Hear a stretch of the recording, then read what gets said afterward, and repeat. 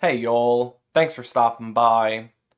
So, I'm sure you've seen a lot of stuff in your newsfeed about JD Vance. He's Donald Trump's pick for vice president. He was announced at the RNC, and ever since then, he's been on the campaign trail, doing the rallies and the stuff like that, talk shows and podcasts, and just getting out there, letting people know who he is. And some of the stuff he set out on the campaign trail is questionable, to say the least. Some of the policies he's interested in. I don't like the idea of giving parents more votes just because they have children. That seems undemocratic to me. Every person should have a vote. But I digress. The thing that he is flooding my feed with, that I've seen the most of him about, is this couch stuff. Maybe you've heard about this, maybe not. It started on Twitter, where someone made this little one off shit post that said, J.D. Vance describes in his book Hillbilly Elegy using a couch as a masturbatory aid. Mention some page numbers. And that's just not true. If you have read the book, it's nowhere in there does it mention anything like that. And while I personally didn't read it, someone in my Discord server did right after J.D. Vance was, announced and brought out.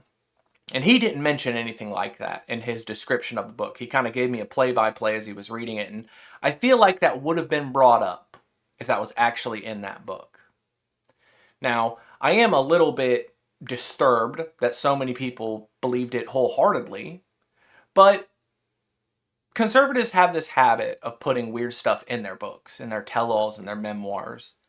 Notably, Kristi Noem, I think she's a governor in North Dakota. She was a vice presidential hopeful for Donald Trump and more than likely got kicked from the race because of her shooting the dog in her book. She describes living on farmland and having to put down a dog that was untrainable. And that's not unheard of.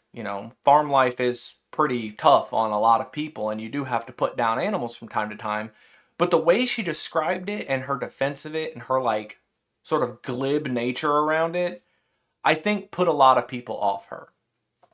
You also have Jordan Peterson, Maps of Meaning, his first book, and that grandmother paintbrush story. I'm not going to read that out to you. Fair warning, if you Google it, just watch out, because weird stuff. But the couch thing isn't real. That did not happen, or at least it's not in Hillbilly Elegy.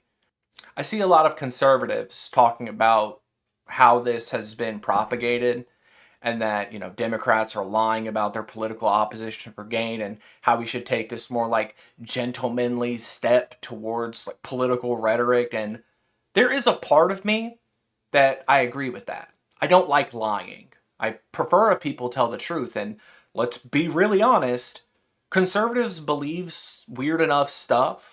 Donald Trump and J.D. Vance especially have ideas for this country that I think if you are just direct about and honest, shine a light on what they believe, it will turn people off of them to the point where they don't want to support them anymore. However, when it comes to lying about your political opposition for gain, this is the party who for the past 10 or so years have said that every single visibly gay person is grooming your children, that the Democratic elite are meeting on private islands to sacrifice babies, like to drink their blood and to like harvest adrenochrome to maintain their youth. The people who have said that every single political rally against them has been paid for by George Soros and like the Echo posting opposition to them, that nebulous they that conservatives like to talk about. And the more I think about that, the more I just don't care that people are making jokes about JD Vance and this couch stuff. I don't like it. I'm not going to make those jokes, or at least if I do share memes like that, everybody's going to know that I don't believe it. But that's the difference that I've really seen with this couch thing and like the lies that left leaning versus right leaning people tell, the jokes that we tell like that. Left leaning people know it's a joke. They're sharing it for the absurdity to make other people laugh.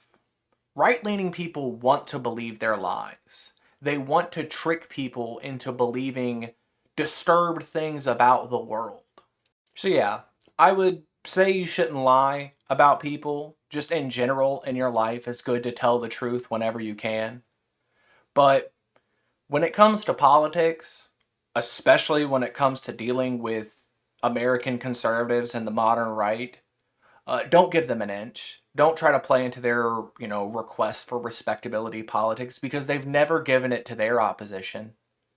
I don't want you to lie about people, but I want you to laugh at them when you can because they're not going to hold us to any kind of high regard. They will take the low road whenever they can. So as long as you don't, as long as it's not hurting you to do, share the posts, laugh at them, make them feel uncomfortable because they've been doing it for decades. So I guess they should get a taste of their own medicine. But, until we see more stuff come out about JD Vance, until we get more weird stories about him, y'all try to have a good day.